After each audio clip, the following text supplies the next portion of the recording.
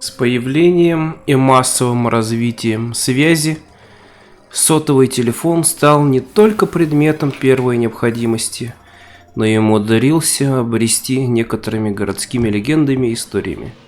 Не так давно в интернете был некий бум, связанный с МОМО. Мол, есть некоторый номер, на который можно написать, и тогда ты умрешь. Ну или как-то так. Да, школьники откладывали тонны кирпичей, рушились неустойчивой психики 12-летних пиздюков. Однако эта вся история была полнейшим фарсом и троллингом. Но факт остается фактом. Именно она вызвала у меня интерес, связанный с существованием так называемых проклятых номеров сотовых телефонов. Несколько месяцев я собирал информацию, и мне удалось раздобыть достаточно интересный материал. Между тем, каждую из историй я проверял на личном опыте, и мне удалось подтвердить или опровергнуть некоторые из легенд. Итак, я начну не в хронологическом порядке. Различные проклятые номера телефонов я получал на протяжении последних нескольких месяцев, но здесь я пишу их в порядке от минимально криповый до максимальный пиздец. Сами номера я писать не буду, в любом случае те, кто заинтересуется, сможет их заполучить. Какие-то, находящиеся в общем доступе, фигурируют даже на развлекательных ресурсах, другие даже придется покупать за деньги в дарк-вебе. Итак, приступим. Самый лайтовый из всех вариантов. Первый. Номер, принадлежащий одному американцу, погибшему в теракте 11 сентября. Легенда состоит в том, что если набрать этот номер именно 11 сентября любого года, вместо гудков или сообщений «абонент недоступен», можно услышать в телефонной трубке крики о помощи, звуки бьющегося стекла, взрывы и молитвы. Действительно, я звонил на этот номер и слушал все лично. Но, скорее всего, это чья-то злая шутка, да и если можно поставить вместо гудков любимую мелодию, почему нельзя поставить все это? Так что, хоть и легенда подтвердилась, но чуть мое сердце паранормального здесь ровным счетом 0. Второй номер тоже родом из США. Чуть более забавно, но не более. На звонок тебе отвечает мужчина, и что бы ты ему ни говорил, он постоянно будет тебе отвечать одну и ту же фразу «Have a nice day». Определенно это не робот и не симуляция голоса. Отвечает он с разной интонацией только после того, как ты закончишь фразу. Может повторить ее несколько раз подряд с разными промежутками. Возможно, это просто какой-то сумасшедший, который знает только 3 слова, или долбанутый на голову псих. В узких кругах про этот номер говорят «позвоните Груту». Ну вы поняли, да? Третий, чуть более жести. Номер из России. По легенде, на него нужно написать в каком-нибудь из мессенджеров. Тогда в ответ тебе придут десятки фотографий из разряда «Жесть 18+.» Какие-то кишки, кровь, расчлененка и прочие мерзости. Работает отменно. Каждый раз новое фото, психика рвется, жестокость зашкаливает. Если тут мистика, определенно нет. Четвертый. Дальше только криповей и криповей. Японский номер, кто бы мог подумать. По легенде, принадлежал погибшему во время землетрясения ребенку. Бедняге не повезло, и он долгое время находился в автомобиле вместе с покойной матерью в руинах парковки, заваленной стенами постройки. Во время спасательных работ целую неделю с его номера приходили СМС в стиле «Мне очень холодно, мама вся синяя, тут ужасный запах. Спасите меня». На звонки он отвечал, есть даже архивные записи разговоров со спасателями. Говорил в целом одно и то же, что ему холодно, он хочет есть и пить. На 8-й день он перестал выходить на связь. В интернет-сообществе ходят слухи, что в итоге ему удалось выжить, питаясь останками своей матери, каким-то образом либо самому, либо при помощи спасателей выбраться наружу. Дальнейшая судьба неизвестна. И вот, стало быть, если написать на этот номер СМС, загвоздка в том, что писать нужно по-японски, то какое-то время тебе будут приходить СМС тоже на японском. Следующее содержание. Твои внутренности теплые, я согреюсь в твоей крови. У меня нет ног, что со мной, помоги мне, я не мог привыкнуть к вкусу. Я тебя вижу и тому подобное. Иногда в редких случаях приходят ММС-сообщения с фотографиями, где в основном только темнота. И лишь в единичных случаях можно разглядеть что-то напоминающее обескровленная плоть. Сообщений довольно много. Фото тоже можно найти в общем доступе. Они действительно приходят. И хоть это все можно списать, опять же, на чью-то злую шутку, все равно от них становится не по себе. 5. На этот раз Испания. Номер якобы принадлежащий какому-то серийному маньяку-убийце, к какому именно не уточняется. На эту тему есть много споров и различных предположений. Но для нас это не имеет никакого значения. Достоверно известно только то, что на сегодняшний день он мертв и что своих жертв он выбирал по религиозным мотивам. Похищал и долгое время держал заперти, всячески издеваясь над ними. Если написать или позвонить на этот номер, с большой вероятностью с 9 из 10 искателей приключений на одно место ничего не произойдет. Но с теми счастливчиками, которые, судя по всему, подходят предпочтениям покойного маньяка, могут происходить действительно странные ситуации, взяты с форума, так как со мной так ничего не случилось. Женщина рассказывала о том, что после звонка на этот номер в течение недели каждый день ночью в одно и то же время слышала громкий стук в дверь. При этом за дверью, естественно, в итоге так никого и не оказалось. Школьнику, написавшему на этот номер, долгие месяцы приходили сообщения на Фейсбуке с разных удаленных страниц довольно неприличного содержания. Скажем так, он узнал много нового в нестандартных способах использования его ануса и ротовой полости, способах жестоких пыток, расчленений и физических муках. Даже после обращения в полицию сообщения не прекратились, однако личность отправителя так и не удалось установить. Еще один парень после звонка на данный номер долго шутливо отписывался на форуме, что, мол, кажется, кто-то его преследует. Писал каких-то ненормальных, которых он стал замечать практически постоянно. Одни и те же люди с довольно яркими отличительными чертами, будь то отсутствие руки или огромная ковбойская шляпа, стали ему встречаться ежедневно в абсолютно разных местах. Он видел их рядом с домом, в баре, в его учебном заведении, когда постоянно прогуливался по двору. Естественно, он рассуждал, что если бы за ним начал охотиться маньяк, то, вероятнее всего, выбрал бы менее приметную одежду и образы. А потом он пропал. Ходят слухи, что спустя какое-то время его труп удалось найти и опознать. Хоть и представлял он из себя откровенное месиво, мало похоже на человеческое тело. Вроде как по татуировке его удалось идентифицировать. 6. Российский номер. Принадлежал маленькой девочке 12 лет, которая зимой пошла с бабушкой через лес, и где-то посередине пути у бабки случился инфаркт. Нет, девочка не спала в туше бабки, как Ди Каприо в «Лошади», но жести тут, поверьте мне, и без того хватает. Естественно, связи не было, как бы ни пыталась она дозвониться до всех, кто был записан в стареньком бабкином телефоне. Практически сутки она провела в холодном лесу при температуре в минус 17 градусов рядом с телом. Позднее вынуждена была бежать от стаи волков, которых привлек запах мертвечины. Уж не знаю как, но ей удалось не только убежать, но и выйти на тропинку, ведущую к охотничьей избе. Все это время она не прекращала попыток дозвониться или написать сообщение своим родным и близким. Дальше, в худших традициях нашей действительности, несколько дней она прожила в этом домике, питаясь тем, что было припасено охотниками. Кое-как растопила печку, пила воду из талого снега. А потом на нее наткнулись какие-то отморозки, изнасиловали, убили, тело закопали. И были таковы. Никто их так и не нашел.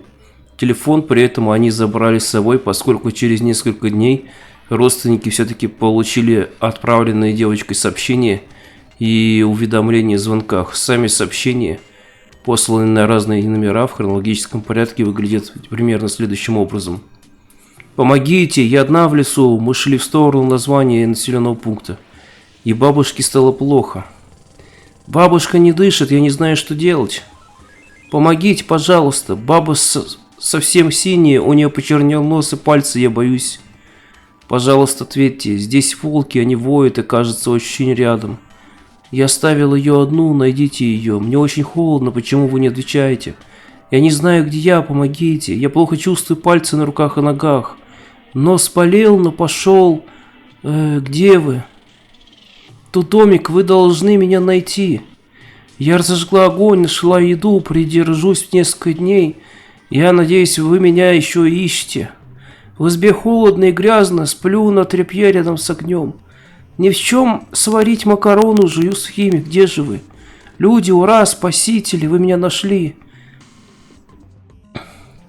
Были и еще сообщения, но в целом они повторяли предыдущие с просьбами помочь. Теперь к легенде. Ходят слухи, что если написать СМС на номер девочки с фразой «Я тебя нашел», то это даст старт некой игре со своими хитрыми правилами. Первую же ночь в помещении, где находится написавший сообщение, похолодает. Ни в коем случае нельзя выходить из дома или кого-то приглашать в гости. Ночью постоянно отовсюду будут слышаться звуки детского плача. Предметы будут перемещаться со своих мест, что нужно найти максимально теплое место. Кровать, печка, кухонная плита. Сесть или лечь рядом с этим местом. Игнорировать звуки, голоса, движения. Всю ночь нужно не сходить с найденного места. Желательно даже потребности справлять там же. К утру, когда потеплеет во всей квартире или доме, можно считать, что все закончилось и идти заниматься своим делом. Но если вам больше интересен этот номер как способ изощренного самоубийства, чем возможность столкнуться с неизвестным и пощекотать нервы, то тогда наоборот, ищем самое холодное место, балкон там или кладовка, садимся и ждем. Говорят, она обязательно придет. Спрашивать подробности, правда, уже не у кого. Действительно были зафиксированы случаи смерти в собственных домах от переохлаждения, даже летом. Я попробовал все описанное выше. Действительно, после СМС той же ночью в квартире стало жутко холодно. Нет, не просто дуба, когда отключают отопление зимой. Настоящий пронзительный мороз, словно оказался в голом заснеженном поле. Знаете, когда при болезни наступает резкий озноб, трясутся руки и стучат зубы. Вот что-то такое. В кровати под двумя одеялами мне было все равно холодно. Тогда я пошел на кухню и, наверное, мгновенно посидел. Вся посуда, все чашки, тарелки, кастрюли, сковородки стояли огромной башней на кухонном столе. Хрен его знает, как оно держалось. Но следуя советам из прочитанных мной историй, я открыл духовой шкаф, включил его на максимальную температуру и сел рядом. Да что там, я чуть не залез в него целиком, как те детишки из сказок братьев Гримм. Всю ночь я слышал шорохи, топанье ног, звуки того, как двигается мебель. Страшно, серьезно, очень страшно. Никому не советую повторять. После этого я пересмотрел многие свои взгляды на жизнь, да и на серьезность всего этого дела с номерами. 7. Назовем это мистический номер. Не выглядит как номер сотового телефона вообще. Появился в сети после того, как один чудак, изучавший оккультизм, выложил в сеть скан страницы древнего писания, на которой был довольно длинный набор из 35 цифр. В комментариях скана он говорил, что уже несколько лет пытается разгадать тайну этих цифр. Вариантов было масса, и географические координаты, и зашифрованные криптографическое послание, и ссылки на определенные слова с определенных страниц книги. И вот спустя какое-то время один из пользователей, заинтересованный этой историей, решил проверить какую-то свою теорию. Не суть важно какую, но для того, чтобы не забыть номер с цифр, он просто забил их в окно набора номеров в сотовом телефоне, а потом случайно нажал на вызов. К удивлению, вместо набранной вами номер не существует, он услышал мелодию. Но знаете, поставь эту песню себе вместо гудков и все такое. Только эту мелодию до этого он никогда не слышал. Описывал он ее как прекрасную, чувственную, трогательную.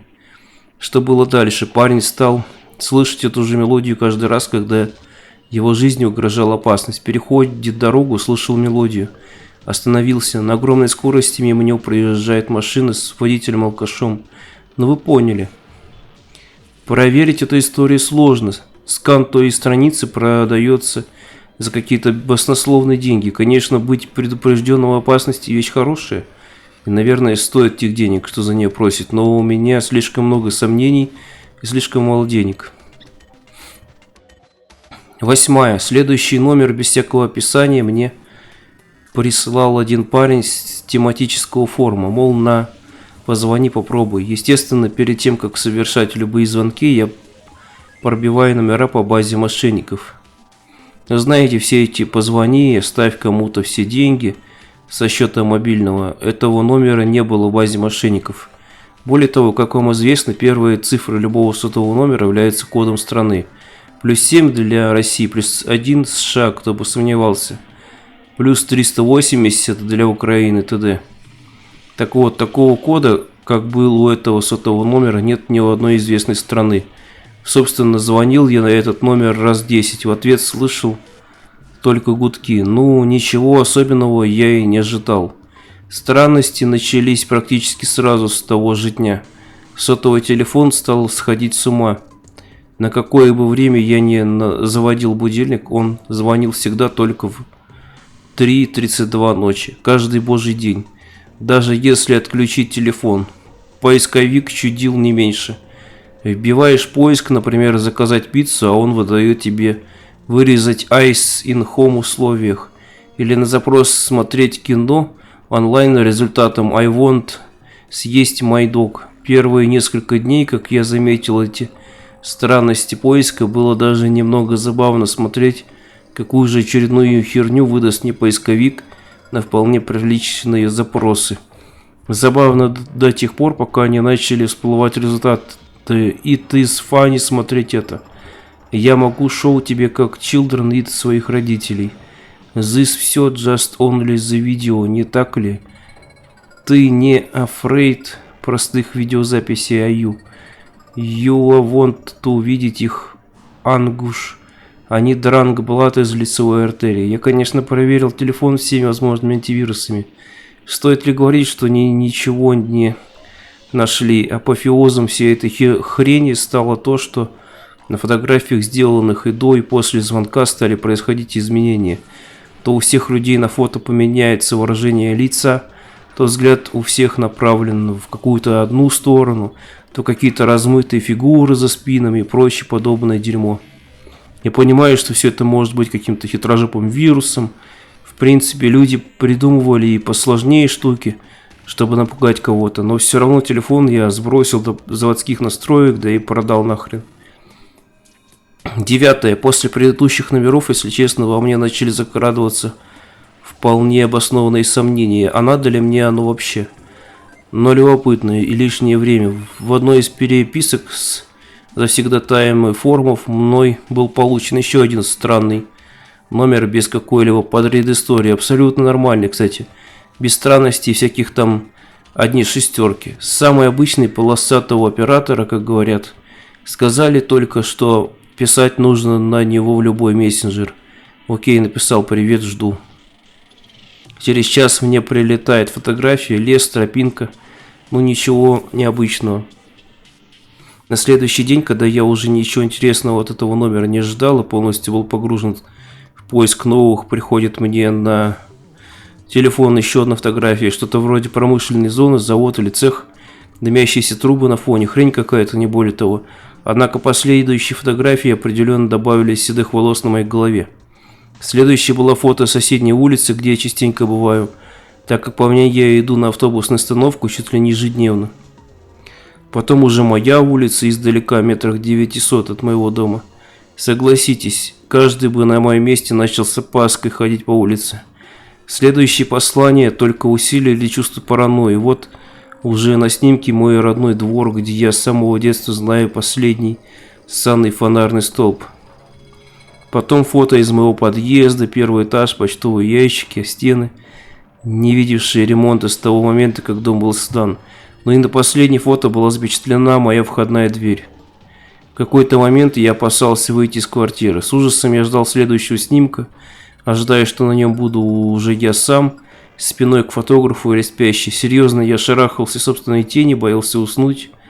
Однако ни в этот день, ни в последующий не произошло ничего из разряда того, что можно было бы назвать мистическим. Никаких шепотов, демонов из ванны или нюх у подножия кровати. Однако сам факт подобных событий чертовски пугает. Не знаю, что это все значит, и, если честно, даже не хочу разбираться. 10. Не совсем сотовый телефон. Приложение для мобильного, привязанное к номеру сотового. Наподобие социальной сети. Или Тиндера, хрен знает. Содержит в себе фотографии молодых девушек и парней с возможностью написать им: Пользователю, однако, не разрешают ни загружать фотографии, ни заполнять информацией свой профиль. Казалось бы, что такого особенного в этой херне? Есть одно но.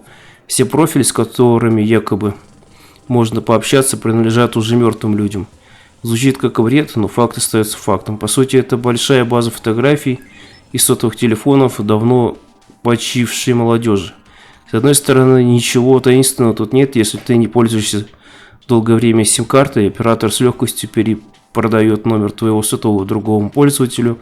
Отсюда куча историй, связанных с этим приложением, мол, удалось написать мертвецу и получить ответ. С другой стороны, само существование приложения, в котором собраны прижизненные фотографии и сотовые телефоны тысяч покойников, заставляет в очередной раз задумываться о том, что вокруг нас гораздо больше психов, долбанутых на голову извращенцев, чем мы себе представляем.